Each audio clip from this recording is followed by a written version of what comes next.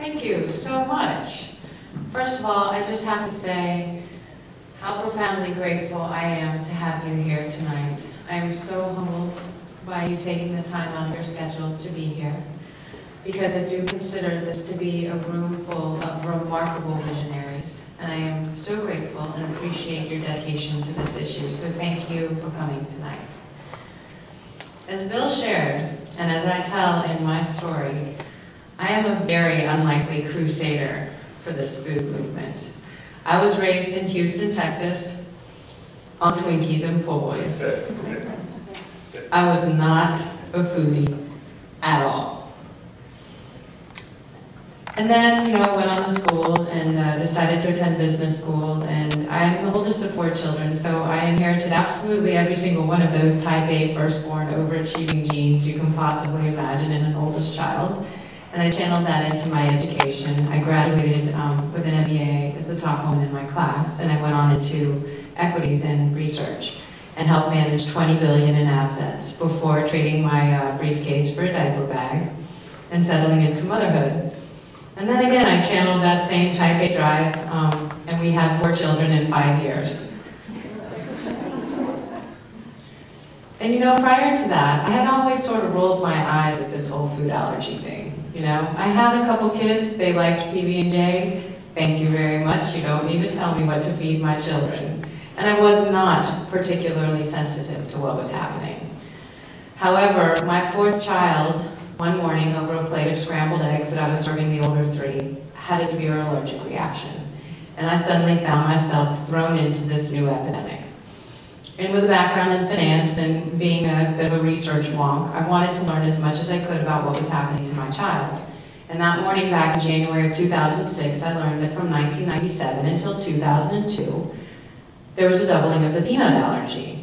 And so I extrapolated that out, and that suggested a 20% increase a year in the rate of kids with peanut allergy. And I don't know about you guys, but I didn't really know anybody that had a peanut allergy when I was a kid. And suddenly everybody's talking about it, and it's all over the newspaper, and I thought, what is going on?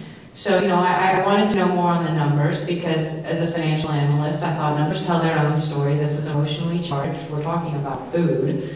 So I thought I would look into some more numbers, and I learned that there had been a 265% increase in the rate of hospitalizations related to food allergies, according to the CDC. And again, that was a pretty jaw-dropping statistic. And so I thought, since when did a PB&J and a carton of milk suddenly become a loaded weapon on a lunchroom table? I mean, since when did our food get so toxic that these children just couldn't handle it? And so I started asking some questions. And there were a lot of people that didn't really want me asking those questions, which, again, given the compulsive genes that I have in me, prompted me to ask more questions. And sure enough, as I started unearthing these statistics and learning more about the food, I kind of was stirring the pot a little bit, and as I share in the book, I received a cease and desist letter. And I thought, I'm a mother of 4, and I've launched this little organization called AllergyKids to help protect these children. I thought they needed their own kind of pink ribbon, so I designed a little green octagon, kind of like the Mr. Yucks that we've grown up with. I thought this would help identify these kids. And then I got the cease and desist letter from this national organization. And it made my radar go up. I thought, this doesn't make sense. So I decided to pull their financial statements, because that's what I knew how to do, and to see who might be funding these guys. And sure enough, it was the food industry. And at the time I thought, that doesn't make a whole lot of sense. I mean, I guess I can understand why the food industry is trying to address this issue. But if these corporations are funding this research, why isn't that disclosed? Because it would help me make an educated choice when I'm evaluating their opinions to know if they've been funded by certain corporate interests. And so I began to dig some more, and as I continued digging, I unearthed a story that I can only say was so profoundly dismantling to everything I had grown up to believe in. Because I was raised in Houston, Texas. I was raised on capitalism in the Wall Street Journal, and I was raised as a patriotic American to believe in our system. But suddenly I learned that in 1994, we began to engineer chemicals into our food supply that have been banned, removed, or labeled around the world because of the concern over the healthcare risks that they might present. Some of these concerns are breast, prostate, and colon cancer. And so I wanted to see the numbers, and I thought, what are our rates of cancer here in the United States? And according to the American Cancer Society, the US has the highest rates of cancer of any country in the world. 1 out of 8 women now has breast cancer, and only 1 out of 10 of those cases is genetic, which means that 9 out of 10 of them are environmentally triggered. If someone moves here from a country like Japan, their likelihood of developing cancer goes up 4-fold. 1 in 2 men will develop it in their lifetime, and 1 in 3 women. And I'm unearthing this information, and I'm looking at the chemicals that we've added to the food that have been banned by countries around the world. And it was as if I had a bowling ball in my stomach. I thought, how many sippy cups have I filled? How many bowls of cereal have I poured in the last 10 years for these children? And there were some pretty dark days in our house, you know, with 4 little ones. And it was a heavy time, as I share in the story. But then again, you know, with 4 little kids, paralysis just is not an option. And I looked out the window one day and I thought, I have to do something.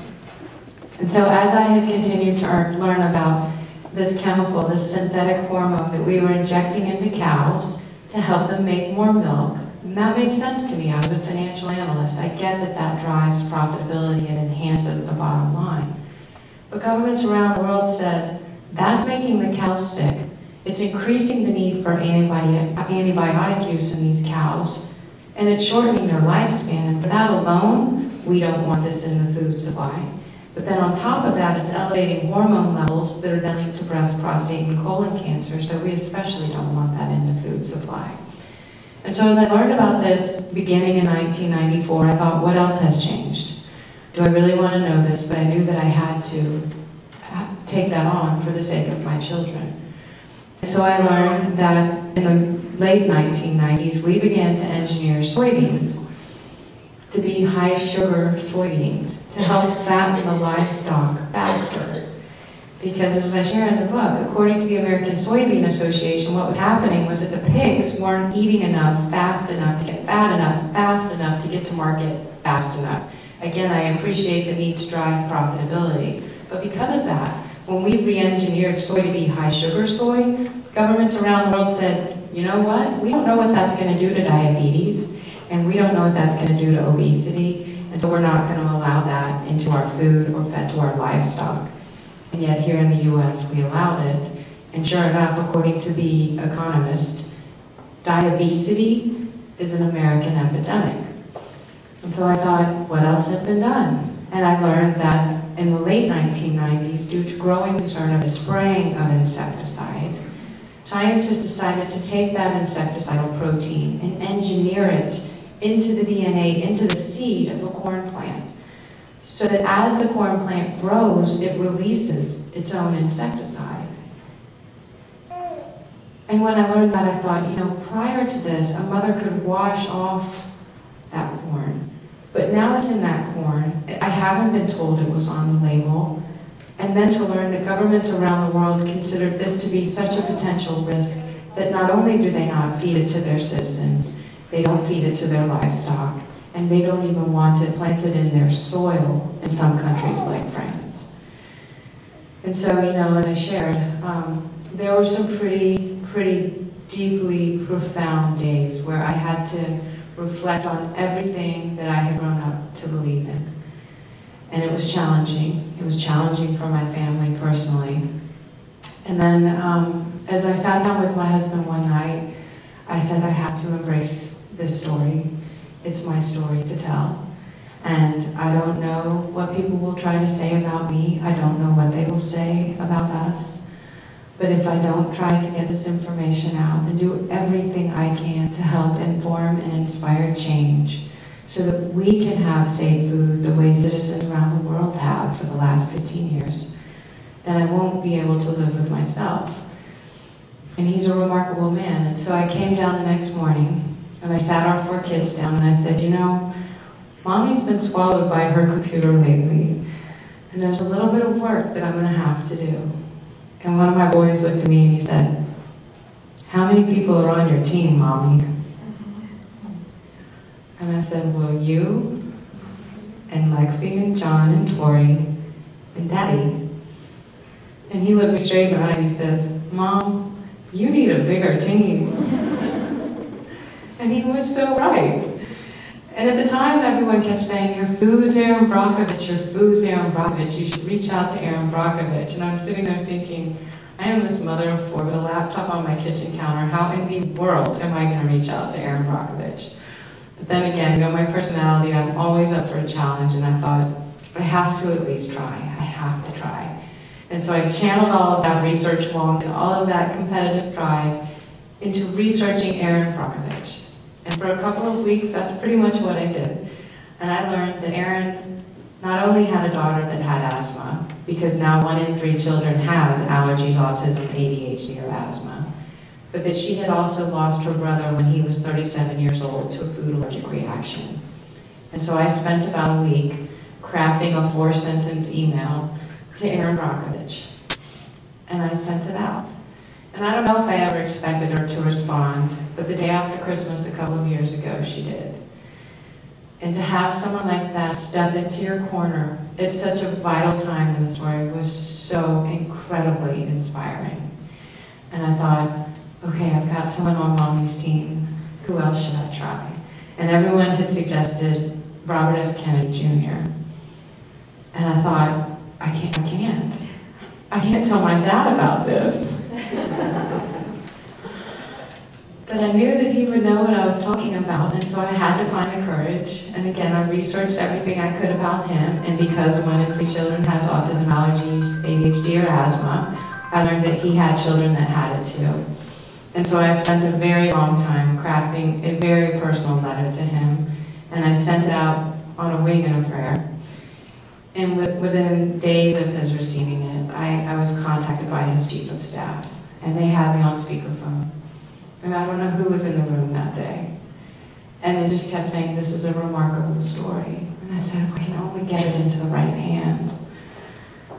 And he invited me to be on his radio show on Mother's Day on Ring of Fire, and the story really began. And as I share in the book, there are these remarkable people, and they are so open to our message. And as I continued to reach out, I found that it was so inspiring.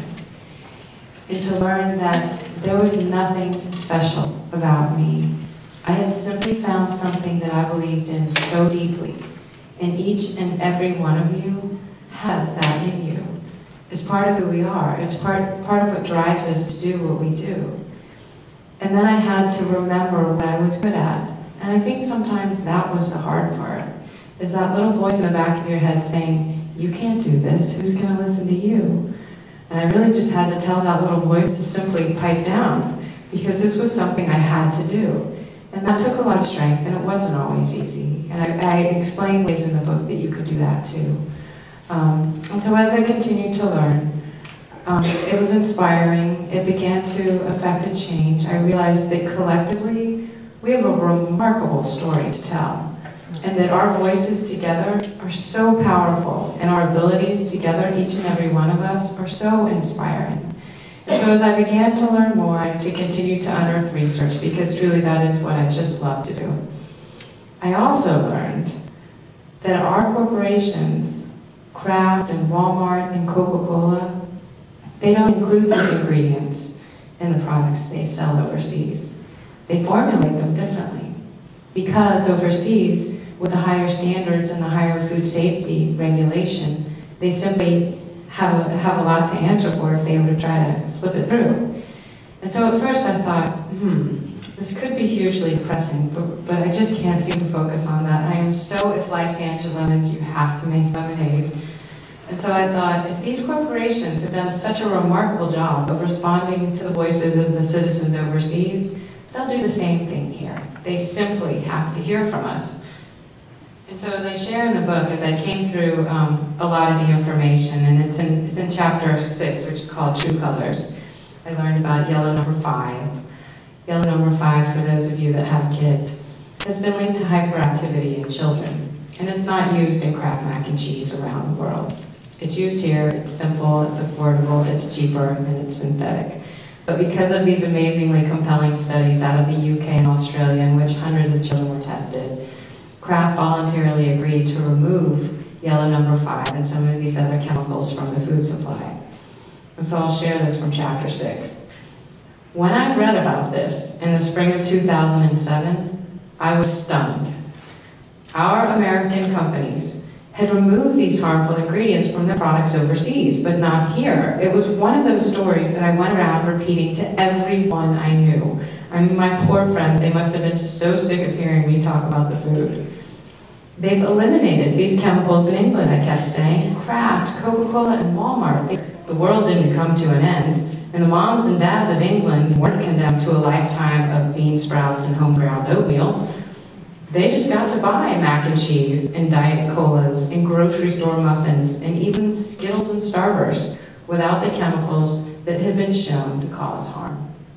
And so when I read that, I thought, they're doing an amazing job. These companies are doing an amazing job. They simply need to hear from us.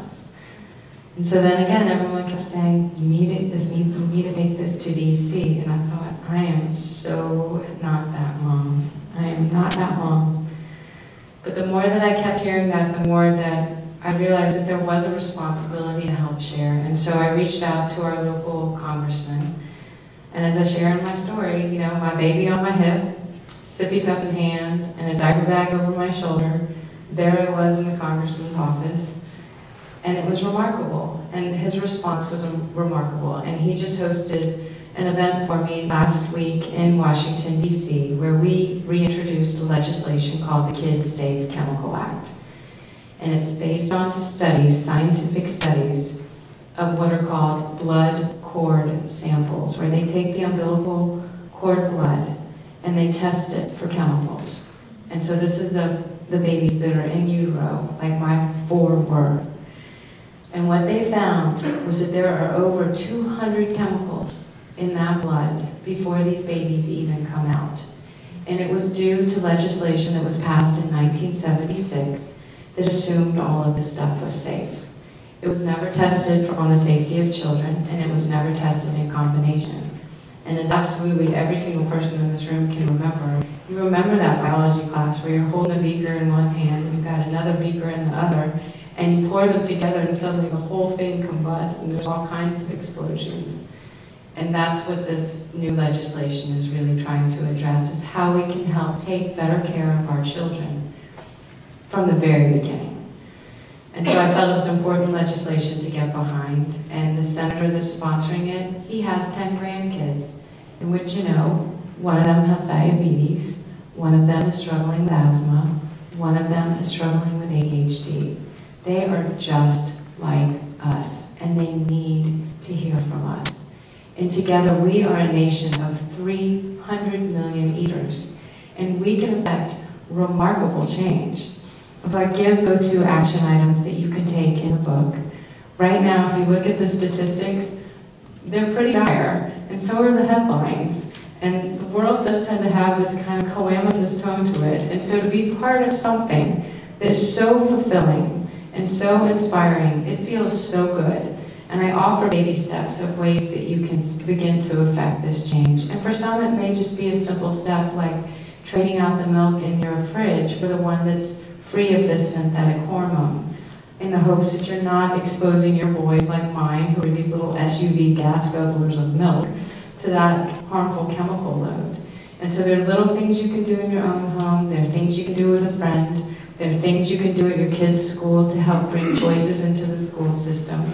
And then there are things you can do at a bigger level. I offer ways to reach out to journalists because, again, they're so busy and they need to hear from us, and they've got sick kids too.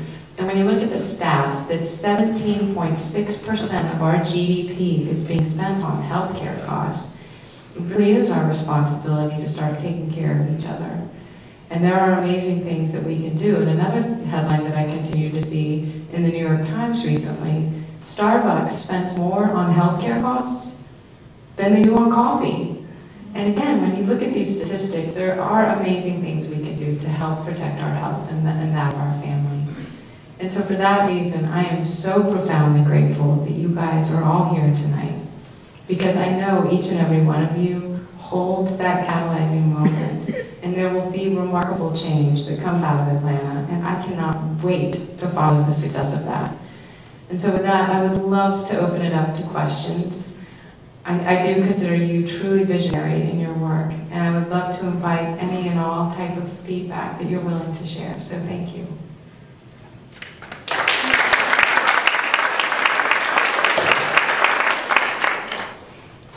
Robyn, you didn't say this, but rather than looking at there's an undertone, see some of the comments you made, you almost expected the Coke and Walmart and Kraft, when you learn about these issues in the United States, obviously you have to know, but when you would have confronted them with this, you would have expected a positive reaction, which you clearly have not gotten.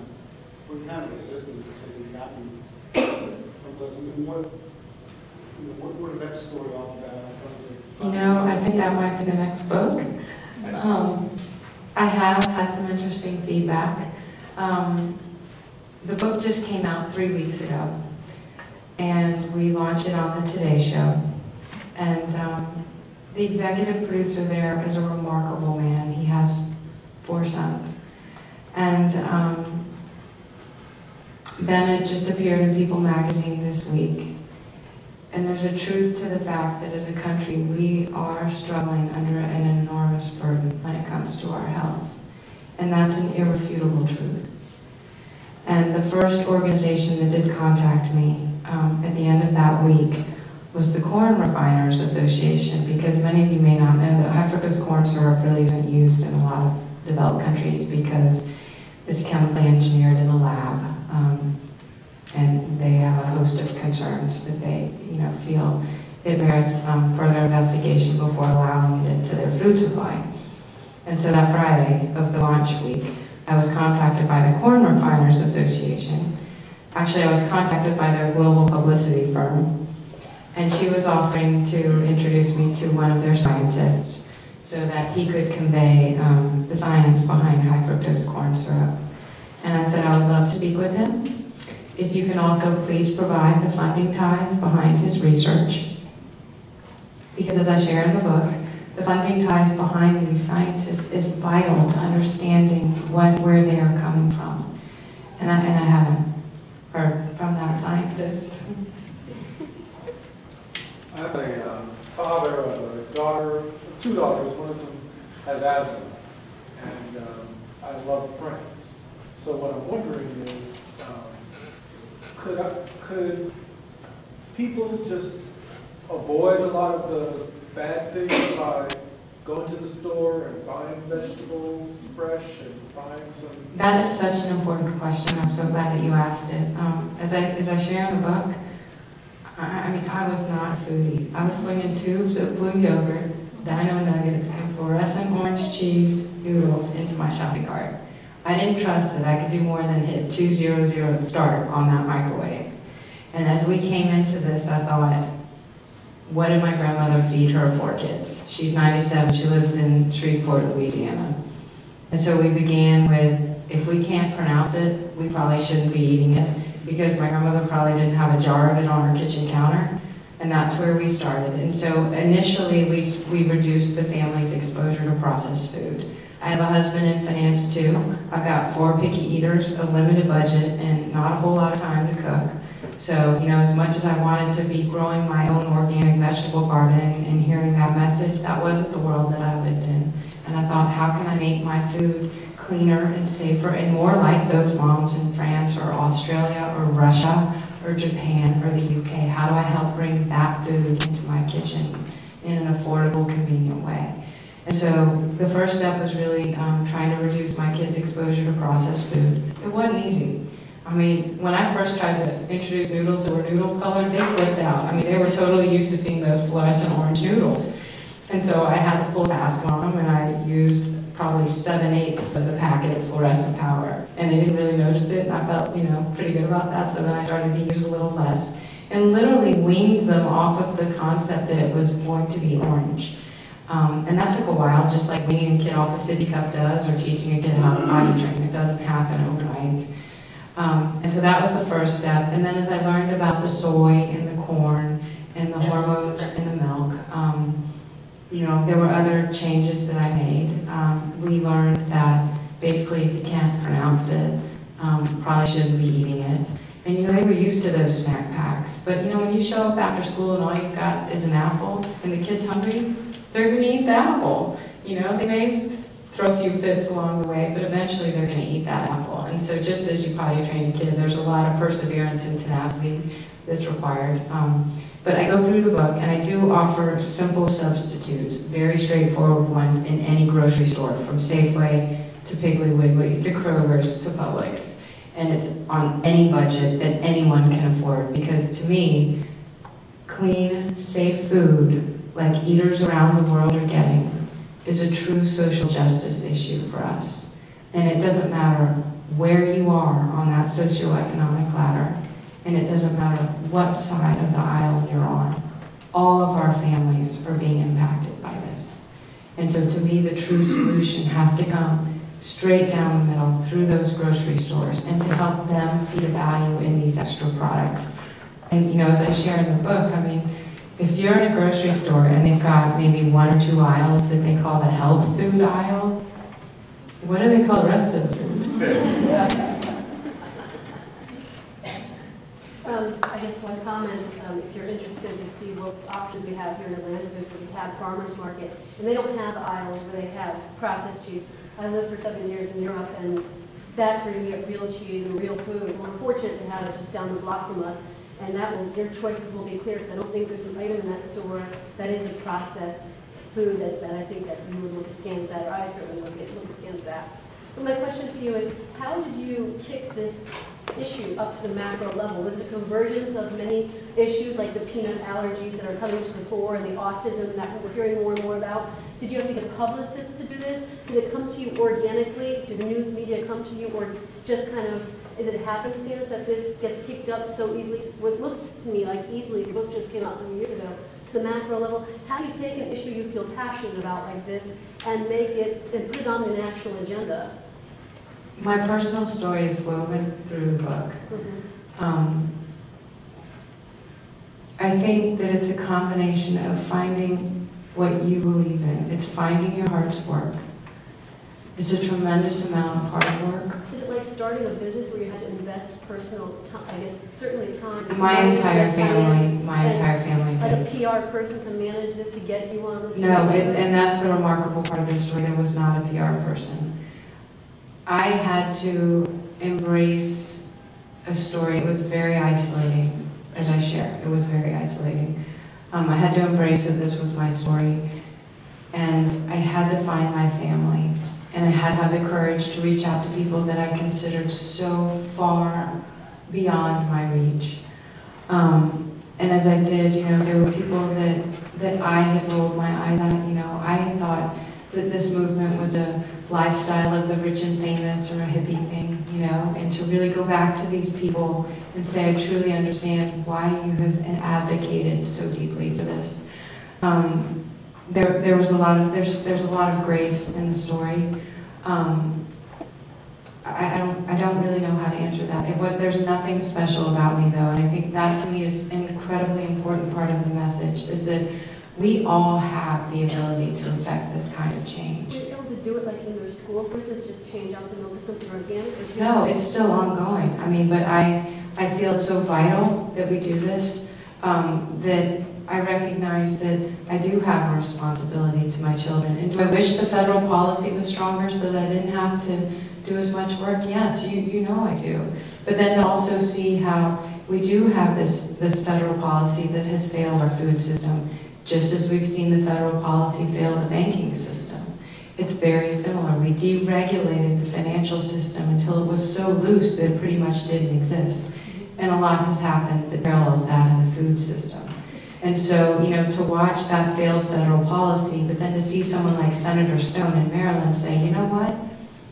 The feds may not be doing this, so let's do it at the state level. And he's gone in there and he said, you know, these chemical additives that have been removed by the products overseas, let's do that here in Maryland. And again, that's so inspiring, and that's why, you know, these leaders really need to hear from us. They need to know that they've got our support.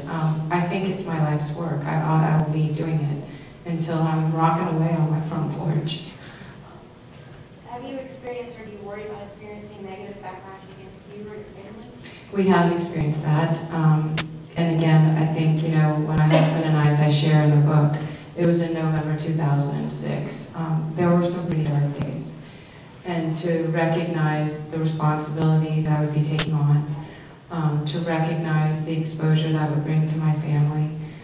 There were plenty of people that made those jokes, you know, and at first it was funny, and then it kind of wasn't. But, you know, it was realizing that I had to do everything I could. Because as I looked at children, as I looked at my children, as I looked at children, you know, at a park, I realized they deserve to have the same value placed on their lives that have been placed on the lives of children around the world. And it's something I believe in so deeply.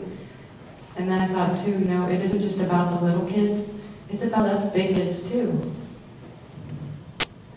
Thank you.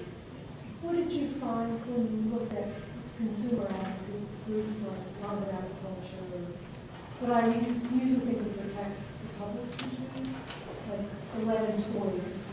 You know, again, with a background in finance, I found what was so insightful was looking at who was funding the research. And as I share in chapter 7, one of the things that I learned was some of the pediatric allergists who were the most trusted names in the space were being funded by these global food and chemical corporations, to the extent that they served on their speakers' bureaus.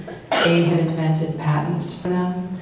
They were seeing royalties from all kinds of sources. And so in the book I say, you know, what they're doing technically is not wrong in this system of ours. However, if they were on CNN with a baseball hat with that big logo across the front of it, I might weigh their opinion differently.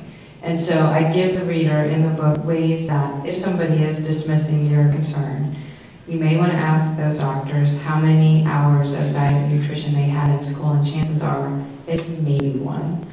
And then you can also get into the internet, and I've given tools and ways that you can look into who is funding your doctor. You know, does he serve on a speaker's bureau?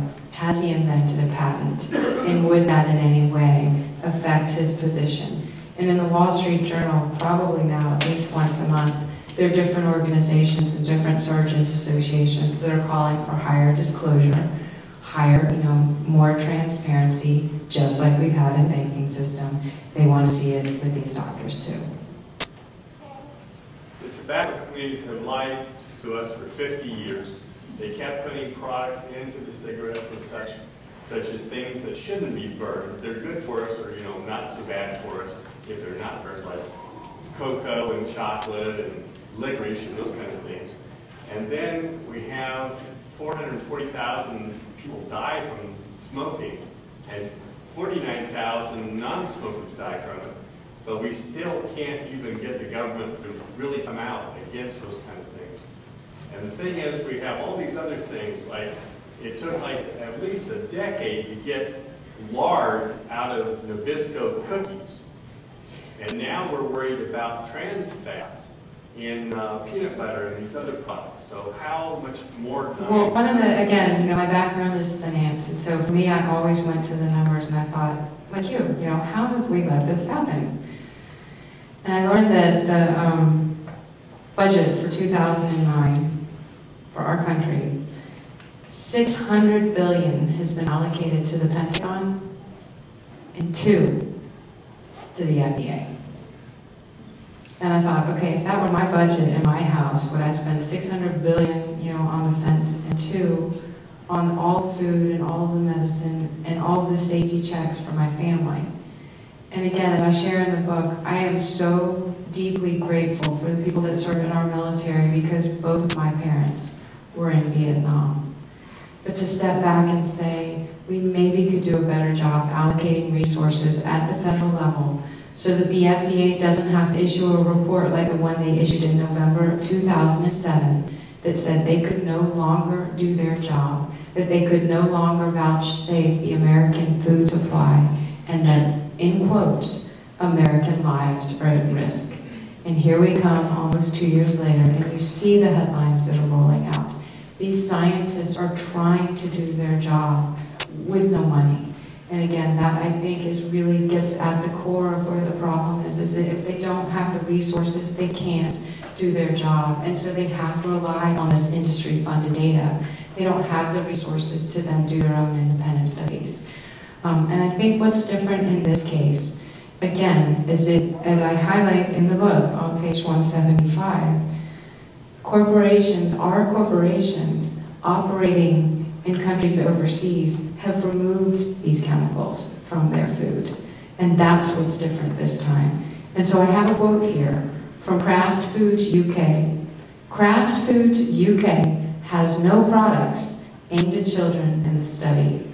With our recent Lunchables reformulation in the UK, we reduced fat and salt, as well as removed artificial colors and flavors.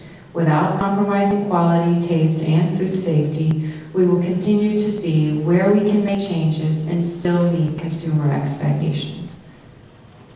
They will listen to us. They need to hear from us. There are so many resources, and there are so many ways that we can make our voices heard. And if I were to ask one person to clap in here, and then all of us started clapping, you know how collectively, how much stronger that is. And that's what they need to hear, because they are responding.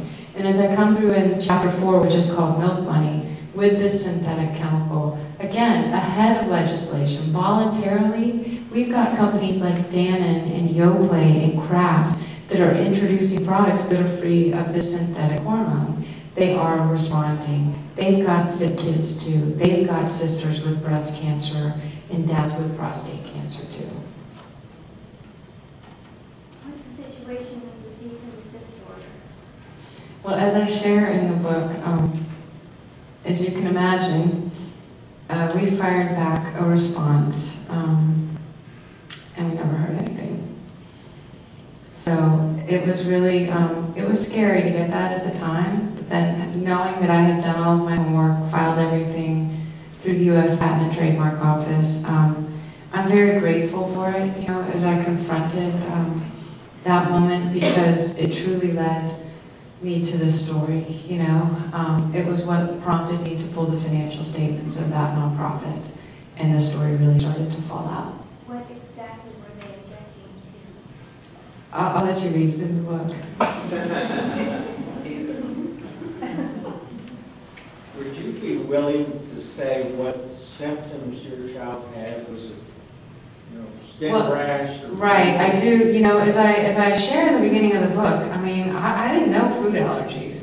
And so when that fourth kid had that allergic reaction that day and her face blew up and, you know, her eyes were swollen shut, I turned to my older three and I said, "What'd you put in her face?"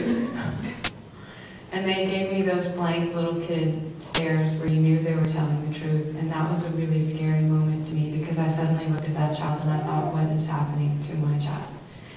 And so that was a traditional food allergic reaction that we all read about in the newspaper, where, you know, the girl kisses her boyfriend and drops. But as I began to learn about food allergies and learn that you have an immediate food allergic reaction, but that you can also have a delayed food allergic reaction. And those delayed ones are the tricky ones, and those can present over 36 hours within eating of food. And I suddenly turned to one of my boys who had had chronic ear infections and eczema so raw that he didn't want to take his t-shirt off at the pool. And I suddenly looked at that kid and I thought, does he have a food allergy? You know, and as we really learned about it in the family and we took him in, I share that story in the book, and I say, you know, this is what we have been told, and here again is what everybody else knows. And maybe if we look at this on a broader spectrum and really start to address this on a broader spectrum, and I bring in scientists, I bring in pediatric specialists, because I am not a scientist, that is not my field, and I interview these doctors, and they have helped educate, and now, you know, with the help of Random House as the publisher, we can help educate. And so some of the other symptoms are things like eczema, chronic mucus and bronchial infections, chronic ear infections, things as simple as dark circles under the eyes, acne, you know, a lot of these symptoms are food allergy related. So that's in chapter 2.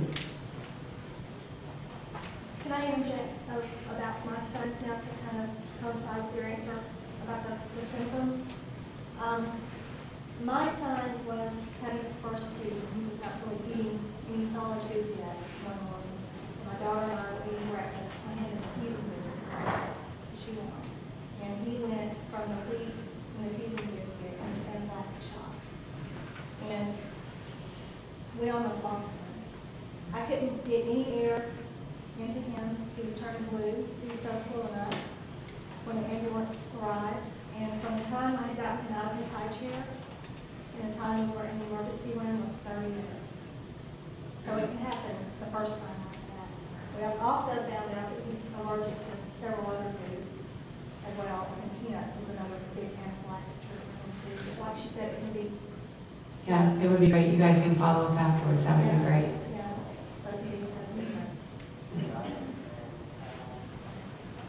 Other questions? Yes. I was wondering if you've looked into what the rates of allergies and all these other issues are in countries where they don't, allow GMO foods and. The problem is that there's trade policy around it, and so a lot of countries are trying to resist this stuff and they can't. There are concerns about cross-contamination in the fields, and you can't stop the wind from blowing or the birds from flying. And so countries that do express great concern, that have been very, very proactive, like France or New Zealand, it's not at the same alarming rate that we are seeing here in the U.S. There really are epidemics that are occurring in these children. According to the CDC, 1 out of 2 African American and 1 out of 2 Hispanic children born in the year 2000, which is my daughter's 3rd grade class, 1 out of 2 of those kids is expected to be insulin dependent by the time they're 18, and 1 out of 3 Caucasian kids born in that class, those 3rd graders, 1 out of 3 are expected to be insulin dependent. That is according to the CDC. And you think that, our economy is taking a hit because of healthcare costs today, 10 years from now, the burden is going to be tremendous. So, there really are these epidemics that are American epidemics. And again, as I came through this, I really looked at the structuring we have in this country and the fact that we have this commercial healthcare system in which there's profitability in prescribing. And so I turned to governments around the world and I thought, what have they done? And in a different system where the taxpayer actually bears the burden of healthcare costs, where there isn't profitability in it, they have a much stronger incentive to prevent. And so I would want to make sure your family's healthy and you want to make sure mine is healthy so that our taxes don't go up. And so they have a real economic incentive to illness. Whereas here, we have this commercial system in place and there's profitability there. So there's less of an incentive to implement preventative measures because there really isn't any profitability in prevention here in the U.S. I'm not going to end on that note. Because there is so much that you can do. And I truly believe that together we can affect this change. And I think all of us have that inspiration, that spark of inspiration. And to go back to that question, there is nothing special about me. And I promise, if you spend a day or two crafting a 4-sentence email to a local reporter, and you gotta get creative with those titles, the subject titles, get creative. Put the person's first name in there and really invite them with some type of intriguing title. They will respond because they've got sick family too, and everybody right now is so hungry for this information and what we can do about it. And I think because the system is such a mess, there is so much opportunity to fix it. And so with all of us doing our part in whatever capacity we have, we can do this. We're a nation of 300 million eaters, and whether we vote with our fork or do something with our pen, we can inspire this change. You mentioned about the soy. What did they do, or can you explain a little bit more about that? I do. I go into a lot of detail in Chapter 3. It's called Soy Secrets. And then Chapter 5 is called Corn Controversies. And I have interviewed one of the leading global experts. He's called in around the world by governments. And it's pretty deep science. So I would invite you to read it in the book. And then also, again, because I'm not a scientist, each chapter has probably on average 50 to 60 endnotes, additional resources. There are additional resources in the back of the book for all kinds of things, whether it's as simple as the grocery store and kind of an either or, shift these few things around in your cart to, real action items that you might want to take. I do provide a lot of resources because that's what makes you feel better as you come through this knowledge. Did they gene splice? Yeah, what the scientists do, and as I share in the book, it kind of had this like Frankenstein laboratory feel, I start reading about these scientists and what they use are live viruses and a gene gun. And you think about like Dr. Evil, and it was kind of conjuring up that kind of a thing. And that is how they engineer. They use these live viruses to alter the DNA of these plants. And as you might imagine, you know, it was interesting to sort of see what do religious organizations have to say about this around the world, and you know, there's a pretty strong sentiment about it, as you might imagine, out of places like the Vatican and stuff like that. So Those viruses never mutate or anything. well, you know what the definition of it is? Genetically mutated organisms. And so the concern by governments around the world is we don't know what this is going to mutate into. And that's why, you know, for the most part, they haven't been allowed in developed countries around the world. Swine flu. You've mentioned soy and corn. Do you feel like you've covered major bases in your book that we should be concerned about, or are you just touching on a couple? You know, to me, I think those are pretty critical because as I learned, you know, as I kind of got back to food as my grandmother knew it, soy and corn are used for so many things. They're derivatives in so many things. They're used for livestock feed, so, you know, a cow is really just a giant corn kernel. And, you know, I started to learn kind of, you remember like you are what you eat, and getting back to that food chain and those PBS commercials or, you know, programs we all saw as kids. And so, yeah, you know, I really think to really get at the heart of it again. Someone said, you know, one of the questions I once had is if you had 2 minutes with Obama in an elevator, what would you tell him? Well, I'd get Michelle on board first. But, I would say we really, and he has recognized this, we really need to address the federal subsidy program. Because what we do with our budget as a country is we take a lot of our money and we subsidize these toxic chemical crops. And then over here, we charge the organic guys extra fees to prove that their stuff is safe. And then on top of that, they've got to pay extra labeling fees to then label it as organic to prove that their stuff is safe. And you know what they call organic food in Europe? Food.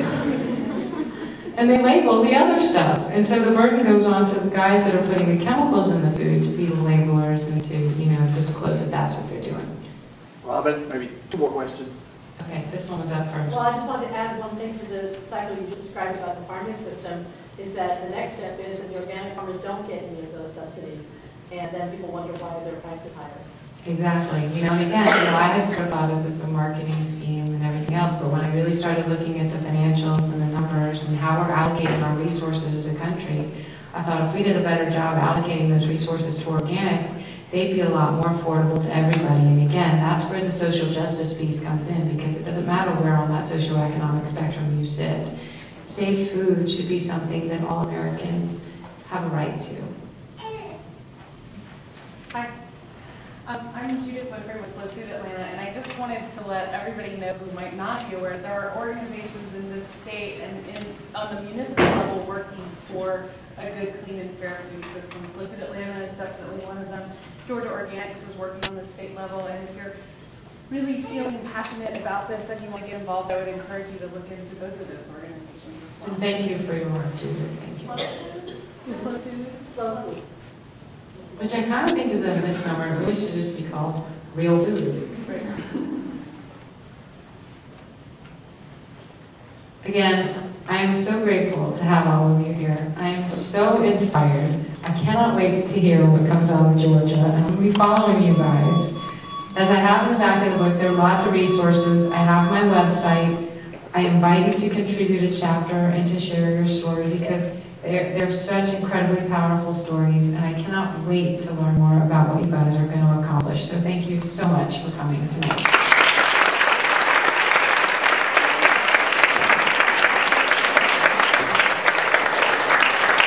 Copies of Robyn's book are for sale in the lobby, and she'll be signing books right outside also. Thanks for coming.